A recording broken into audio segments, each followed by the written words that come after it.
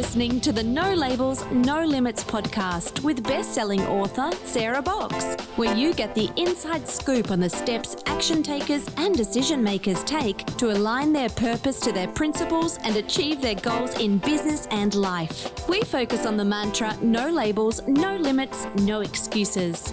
And now, without further ado, please welcome your commanding coach with plenty of chutzpah and heart, Sarah Box. Hi, everybody. Thanks for coming back to the No Labels, No Limits podcast all about breaking through limiting labels and beliefs so that we can actually be our best selves in the world for ourselves and for those we love and care about. This week, we're going to be joined by Neil Bindemann, and Neil and I met through a mutual friend. I love those connections because the comment to me was, you need to know Neil. And when we have people who know us and they say those things, my choice is always to say, okay, I guess I do. And I did. So let me tell you just a little bit about Neil. He is the founder of Lifestyle Health Foundation, which was inspired by combining and supporting the work of the British Society of Lifestyle Medicine and learning how a childhood trauma his father had suffered had profound generational influence on his dad's life and on Neil's life. He has a passion for person-centered care, recognizing after major surgery for his own brain tumor in 2015 that health professionals can also be people living with long-term conditions. And this is super exciting. On March 27th, so we're recording this right before that, but you won't hear this podcast till after, Neil and his team launched SmartTracker, which is a powerful app that helps users personalize the quality of life measures. Think of those things that make our lives have meaning for us, and recognize the emotions and values that can often be hidden and oftentimes due to trauma. Neil continues to run the Primary Care and Community Neurology Society, the Community Therapist Network, and he, with a great team at Innervate team, also helps run the Society of Research and Rehabilitation. So basically, Neil has his hands full of brain work, helping professionals and people who care about others. So in this conversation, I'm going to ask Neil more about the unintentional and traumatic event that I just mentioned to you guys. What it has been like for him to have his own trauma, his brain trauma, and then an update on the SmartTracker app and where it is today and his hopes for it, maybe even just 6 months from now. So we're going to have a great conversation. And with that, I want to welcome you, Neil. Hello, lovely to be here with you, Sarah. Well, I like to start by asking everybody if there's something that you do daily, Neil, that keeps you focused on what you are going after in life. Oh gosh, well, I've taken up the sort of almost doing a bit of meditation in the mornings, and sometimes going out, actually sitting outside in nature. And just listening very carefully to the birds and the sounds to really bring some peace and calm into my life. So, and how long have you been doing that? I've been doing that for probably, I would say, a year, or maybe a bit less than a year now. I don't do it every day, but I also mix that with listening to music. I have a lovely book that was written by a BBC Radio 3 presenter and does something in this country on the BBC Proms, which is a big festival of music. And she wrote a book that is about one piece of music special for that day, and she tells you why it is such special on that day. And it can be a classical piece of music. It mostly is probably classical in the first volume. And it's lovely because you just get it up onto your system, and it's about 4 or 5 minutes long. And I start my day listening to that. You know, it's interesting. I have an app that is designed so that you can have it playing while you're working or doing whatever you want. But it's actually was recalibrated. It takes existing music and makes it so that it really affects brainwaves. And one of the, actually two of the optional or the channels you can select from, they're all classical, but they're classical in different tone ranges, right? So is it classical symphonic, or is it like more of the Baroque style? So it's really interesting that you mentioned that. Yeah, no, well, I play the trumpet as well, so music is quite part of my life, and I'm well aware of the benefits of music therapy in the world of, especially in the world of brain injuries and rehabilitation. So yeah, it's a great way of sort of starting the day. Love it. That's a great place to jump into. Can you share a little bit about your own experience with brain trauma, and then we can dig in from there? Yeah, no, absolutely. So it all started for me back in 2014, 15, and because of my neurosciences background, it was quite bizarre, really. I started to get a number of strange symptoms. I recently written about it, about the importance of anything that may seem strange and you think it's going to go away. That might be just your mind saying to you, you're hoping it's going to go away. And I strongly suggest, depending on the nature of that, I'll wait, because for me, I left it for a while and I noticed these things getting a little worse. I eventually spoke to a friend of mine who's a GP with special interest in headache and told him it was getting progressive. It just felt progressive. And he suggested I get an appointment with a GP. He was very nice about it. So I did that. And then eventually, a few months later, found myself in King's College Hospital, which is one of the major hospitals in London. And it was, I think, March the 10th, 2015. I was there on my own. I'd been for a series of tests to do with nerve conduction studies, they're called, just checking that my neurons were working, etc. That was fine. I went in for an MRI scan, and that was it. So I came out of the MRI scan, and suddenly my life was about to change dramatically. And it was the words that the woman spoke to me, and this has only recently been something that I've been aware of, that it was the words that set me off in this traumatizing experience. And she simply said, "Do you mind taking a seat? The doctors are looking at your scans and they'd like to come and talk to you." Well, that for me was just enough to know that they'd clearly got something very significant to come and talk to me about. And I went totally cold. I was in shock. They had to get me a blanket, a sweet cup of tea. And eventually, within maybe 15 minutes, I found myself in a pretty cold white room surrounded by 3 doctors, 3 surgeons, saying, "There is a tumor we have found on the scan. We're just getting a bed ready for you." I was like, what? I could swear at this point and just say, but I won't, as we're on podcast. I was thinking to myself, what's going on? Anyway, they said, "You need urgent surgery."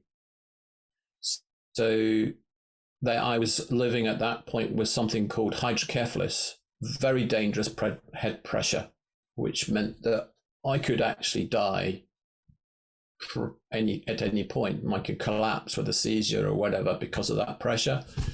Is that what was creating the symptoms that you had started to notice? So it was a blockage in the cerebral spinal fluid flow, because the tumor was right in the heart of my brain. And that meant that, anyway, I had to phone my wife because I'd gone on my own. I was thinking I was going to be given tests, because I was thinking I might have MS because of the types of symptoms I was suspected. Plus, it was either that or it was a tumor in my head. But I phoned my wife back in 2015. She was picking the children up from primary school. and I had to relay that I wasn't coming home. And even now, 7 years on, I'm quite emotional thinking that through now, because actually what happened there was, she said to me, it's actually, I can laugh about this now, but she said to me before I got a chance to say anything, can I just call you back? I'm just picking the children up. And I was like, what? I was about to say, what the F? Anyway, she called me back and I told her, and she dropped everything. She was there with me very quickly. And I love thinking back about aspects of what went on there, because before I had the surgery, my son and my daughter, who were quite small at that time, came in with her to see me before surgery. And bless him, Arthur, who's now 15, he was going to Scouts, and he said, Daddy, I've got to go now. I've got Scouts. Sorry, got to go. Sorry, I'll see you later. Children, they're wonderful, aren't they? They're just wonderful. So that just grounded me, and it was just great. Anyway, I had the surgery, and my life changed from then. Thankfully, I was operated on Friday, March the 13th. So it was a good day for me. And a week later, I was out of hospital living with a tumor on my pineal gland called a pineocytoma. So a growing tumor, not malignant, but a growing, very dangerous tumor, which continued to grow until 2018, which was that was to do with me going on a diet. So I went on to the ketogenic diet at that point because of my neuroscience background. I was aware of the evidence of its use in epilepsy, and also the developing interest in its use in brain tumors as well. So I gave it a go, and it seemed to work for me, along with maybe a few other things that I was doing around my mental health. So yeah, and I'm here, thankfully, to tell the tale now. Well, that's been 7 years. It's been 7 years, and it's been an amazing 7 years of a lived experience. So let's talk about that, Neil. How did and how does your lived experience kind of frame or shift the empathy that you have, both for yourself, but for other health professionals who may be living with long-term conditions?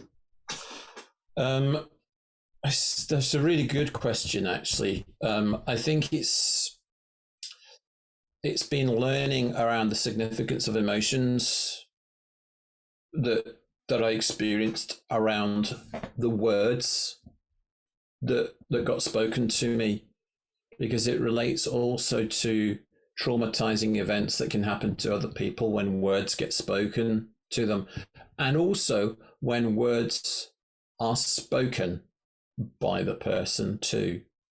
It's important to recognize that a healthcare professional who has got to give bad news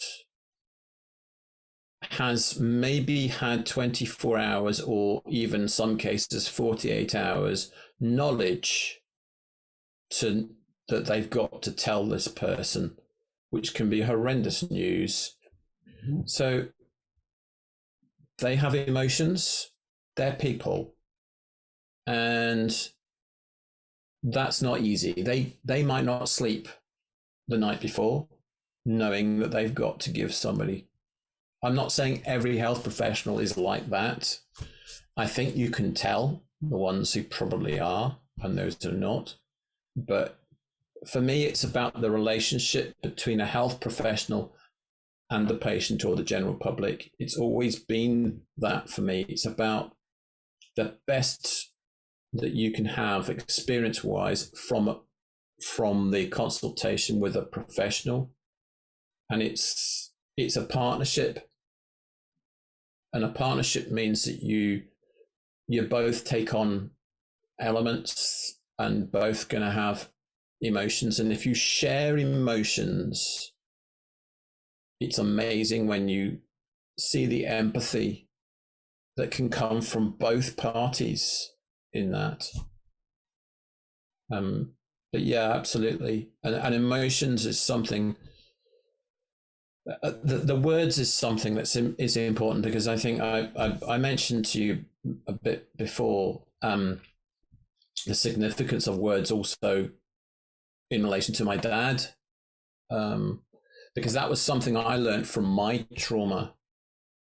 It was because of the fact that I started to open up about aspects of the fact that I'd gone through a trauma, and I started to speak to my father, and we started to have interesting conversations towards sort of the end of his life, about a year, maybe a bit more than that, before he died in 2020.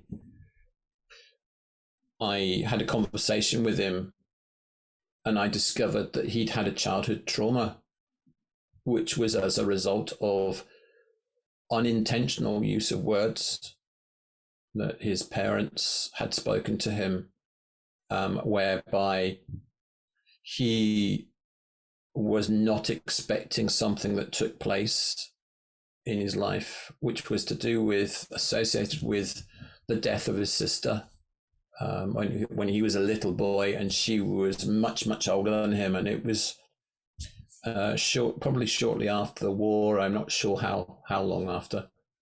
And his parents today still struggle with talking about death. And they had said to him that, well, she had gone out the house. I'll wind it back just quickly, just to put into context. Yeah, that would be helpful. Yeah, what had happened basically was he had two much older sisters. One of them was Edna, and Edna got sick during the war, and she died of TB. So she left the house, and he had a conversation one day with Bertha, his other older sister. Clearly, he was worried because of what had happened, and he knew that Bertha worked as a nurse, and they were just having a conversation about things. And he turned to her one day and he said, "What will I do if you don't come back?" Referring to what happened with Edna. And she, I suppose, flippantly just sort of said to him, "Well, you'll just have to do my work for me." And then several weeks went on. I don't know how many, but sadly, Bertha left the house. And his parents said to him about maybe 10 days after she'd left the house, "You're going to see your sister in the church." And this is a little boy who hadn't seen his sister and was really excited. Thought, "I'm going to see her. I haven't seen her. I wonder how she's going to be. It'll be great." Well, when he was there, he turned up at the church. He did not expect the fact that she was going to be in a coffin. And that was it. That was the most traumatizing thing, I think, that a little child, well, one of the most traumatizing aspects that can happen. And as a result of that, it led him down a path of first becoming a minister, because he knew what his sister did, and actually went into the Salvation Army first and then became a minister. And then he became a psychologist, because ministry wasn't quite enough for what he wanted to do. And then he was a pioneer psychologist in Scotland. He was one of the first psychologists to work in a cancer ward. And so he was very much into that. And for me, you mentioned SmartTracker. Sorry, I'm actually quite emotional about this because that for me is me keeping a promise to my dad. I said to him within days, I think, of him dying, before he died, I said to him, Dad, I'll just have to carry on your work for you. And he turned to me and he said, oh no, I said to him, but I'll do it my way. And he just turned to me and he says, of course, I wouldn't expect anything different. And a little bit underneath all of this is the fact that my dad, he wasn't always the easiest man to live with. And that was because of his trauma. I learned so much about him. For me, he was a wonderful man in that later on in life. I didn't always think that, I'll be honest. There were times when, anyway, I eventually accepted, I think because I went through the trauma, I accepted this was a man who'd done what he'd done. He had delivered some amazing things. He'd done some fantastic things. And I wanted to carry on the work to do with quality of life. Let's go with that a bit, Neil. First of all, thank you for being vulnerable and sharing your feelings. I know personally and professionally that can be uncomfortable, but those are the parts of us that people hardly ever get to see, right? There are core motivations. They're what we get up in the morning for, whether we consciously know it or not. And I just find that being able to acknowledge that personally is freeing, right? Yes. And it's like, yes. That's just who it is and how it is. And that your dad and you had that coming together later in his life, and thankfully not so late in yours, especially since you're raising children and you have all this opportunity to impact all the rest of us. How great that happened to you. And I wonder, if not for your tumor, if that would have happened. I don't think so. And I've learned so much as a result of becoming what people say trauma informed. But the one thing I would say to somebody, I've been thinking about this recently. If you have had a fallout with a parent in the past, and maybe when you're quite young listening, you may be a young person listening to this, I don't know, but if you are, what I would say to you is go at some point and talk to your parents or parent if you have an issue. I know it may prove to be a difficult thing to do, but when you are 20 years on in life, there may be questions about your parent that you never get a chance to ask, in terms of why they were the way they were. And then suddenly you realize you've never had that chance, and you will genuinely regret it if you don't do that, because you'll be disturbed by the fact that you didn't know. I fell out with my dad. I didn't speak to him for probably 2 years.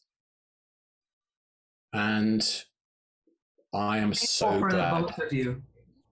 I am so glad that we got back speaking, and I learned so much about him and realized that he had this trauma, which is why I do what I do. Let's talk more about your app. Are you good to switch gears here a little bit? Yes. So when I first learned about this was before it launched. It still hasn't, as of today, launched officially, although you've got your website, everything's good to go. What was exciting to me, even with limited information, Neil, is that how often it is sometimes when someone says, well, what's going on with you? And you don't necessarily have the words, or you don't have a gauge, or you're second guessing yourself about your own feelings, your emotions. And when you were describing SmartTracker, I started thinking, oh my goodness, for young kids who maybe have all this stuff going on, but they don't know how to communicate it to adults or vice versa, how powerful it could be there in coaching and healing from traumas where maybe speech hasn't regained or may never regain, and you can use a tracker, how powerful the impact of this is and can be. So would you just kind of give us a sense about it and how it works? Yeah, no, absolutely. Well, in a nutshell, really, it recognizes two major aspects of an individual's life that's different for each individual person. And that is your emotions, how you're feeling, and what's important to you in your life, as in your values, and enabling you to link the two together. So, for example, I'll use independence as one of the areas that I know very well. I took it for granted for such a long time until I'd had surgery, came out of that, couldn't drive. So suddenly my independence was really hit, and I felt it. And if somebody had asked me at that point, how was my current level of independence making me feel? I certainly would have felt shit, if I'm honest. And there would have been all sorts of emotions that I would have selected to put in that. Several years on, I'm now back driving, and if I was asked about those emotions now, I probably would only pick maybe one or two. The difference in that is independence became more important to me then, and so I was more emotional about it. Whereas if somebody had asked me at that point, maybe about my working life, for example, maybe I would have picked one or two emotion words associated. That would have said to me, and said to anybody looking at it, well, clearly you are more emotional about independence than you are about working life. So independence is probably more important to you than working life. Also, because emotions and values are very personal, for me, this is the first time we have a quality of life measure that recognizes these personal issues. There are many measures out there that purport to measure quality of life, but because they don't recognize two fundamental aspects of somebody's life, how can you say that is their quality of life without recognizing it? And so the one thing I would say about SmartTracker is it's certainly a significant advance in that field of measuring quality of life. And hopefully with that, it means that certain therapies that we use will suddenly get more recognition for the fact that they address fundamental important aspects of somebody's life, their emotions and their values, and you're monitoring and measuring those.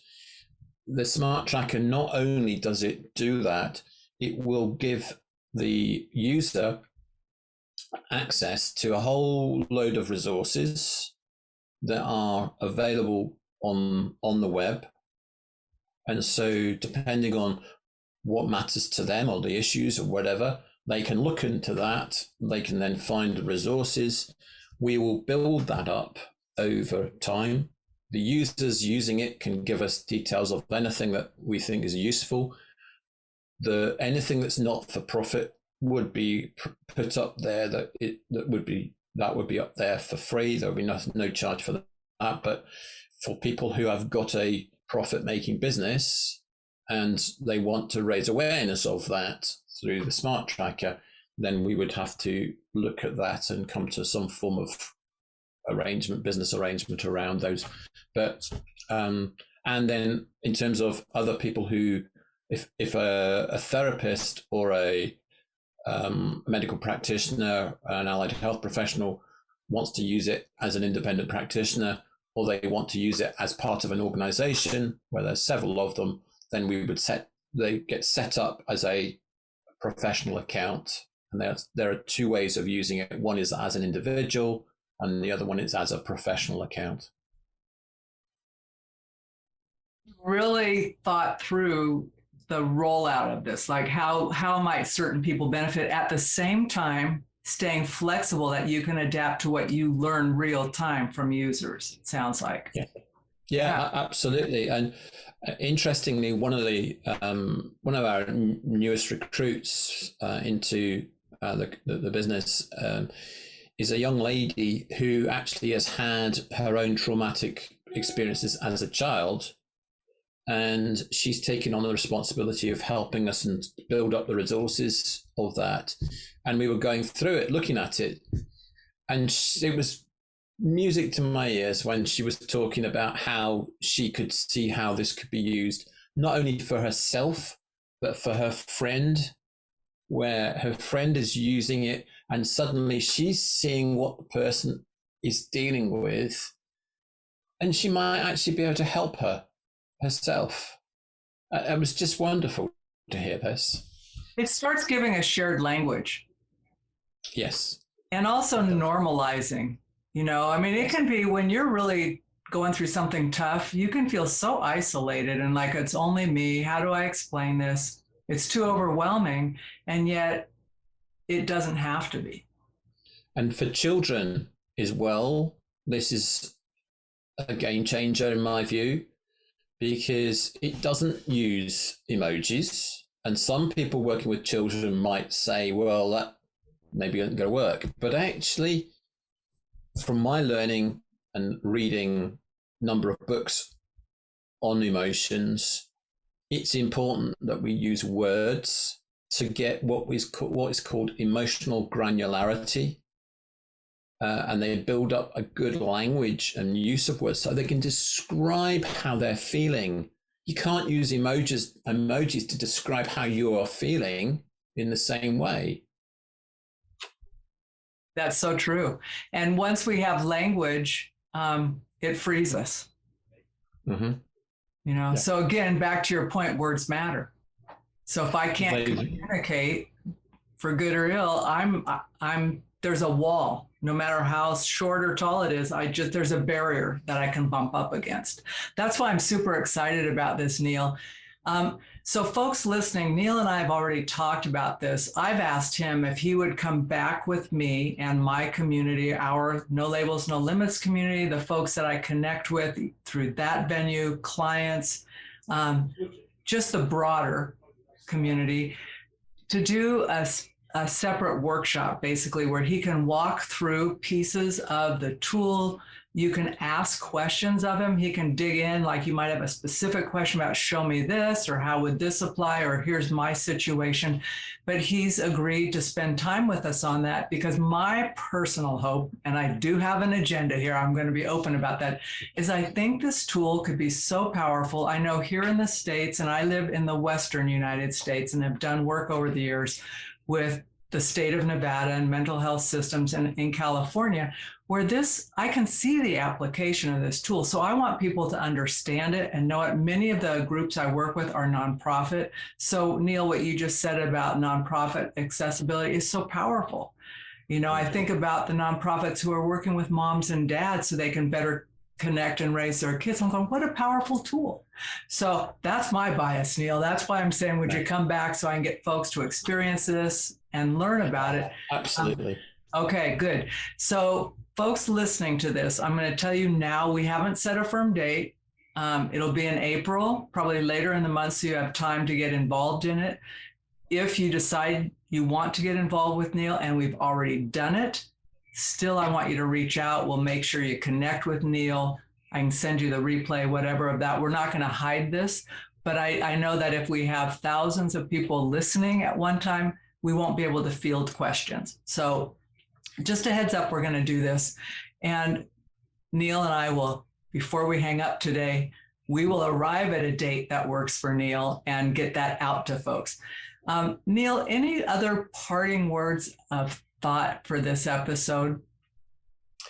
That's a good question. It's a difficult one, really. To be honest, I don't have anything major at this point, other than I think it's going to be a really interesting time coming up in the next few months. And I think a case of just watch the space in terms of SmartTracker and how I believe it will help within the quality of life space. And anybody who is interested in looking into that within the world of cancer, and which is where my dad worked, he had a lovely phrase for his website, one that only dawned on me as to how significant it was just the other day. His website is called coalfacecaring.com.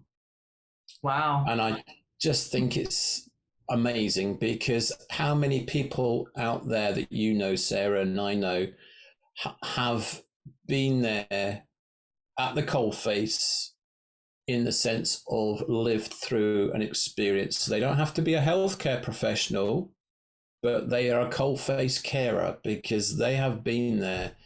So I didn't get it. That was one of the things when you first put coalface caring out several years ago, I didn't get it, but I do now. So we'll leave it with that. We'll put a link to Coalface Caring in the show notes, Neil, along with SmartTracker for anybody listening. So you don't have to worry about it right now. Just go to the show notes. The hyperlink will be there.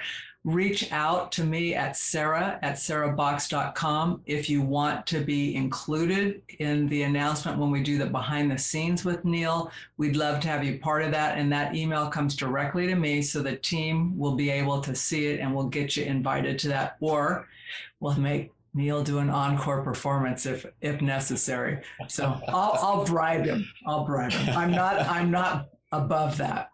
So. Anyway, Neil, thanks so much again for being a guest on the No Labels, No Limits podcast. That's wonderful. Thank you, Sarah. You've been listening to the No Labels, No Limits podcast with best-selling author, change agent, and strategic vision coach, Sarah Box. You can grab the show notes and find out how to work with Sarah at sarahbox.com/No Labels, No Limits podcast. We'd love this podcast to reach as many people as possible. So please remember to rate, leave a 5-star review, and share the podcast with someone you think would get value from this conversation. Until next time, keep taking those daily action steps to align your purpose to your principles and achieve your goals in business and life.